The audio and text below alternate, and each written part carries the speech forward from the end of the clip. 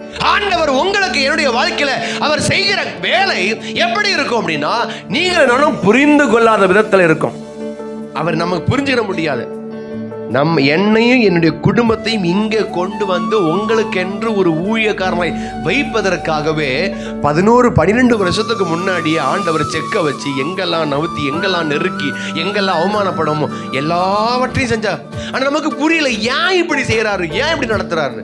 அப்பதான் புரியுது, அவர் என்னை இங்க கொண்டு வதற்கு, நான் வரணும் அப்படின்னா என்னை சில இடத்துல வழியை நடத்தி கொண்டு போனாதான் நான் வந்து இங்க சேருவேன் அப்படிங்கிறத அவர் தெரிந்து வைத்ததுனால அப்படியாய் அவர் வேலை செய்தார். ஹல்லேலூயா, ஹல்லேலூயா, ஹல்லேலூயா.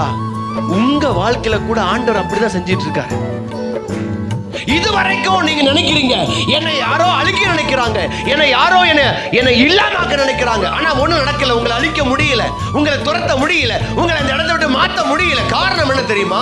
கர்த்தர் உங்களுக்காக மறைமுகமாக வேலை செய்து கொண்டிருக்கிறார். ஹல்லேலூயா, ஹல்லேலூயா. பெரிய பிரச்சனையா வர வேண்டியிருந்தது, பயங்கரமான பிரச்சனையா பூதாகரமா வெடிக்க வேண்டி இருந்தது. ஆனால் அது அப்படியே இருக்கிற இடம் தெரியாம போயிட்டு. காரணம் என்ன அப்படின்னா, ஆண்டவர் உங்களுக்காக மறைமுகமாக வேலை செய்து கொண்டிருக்கிறார்.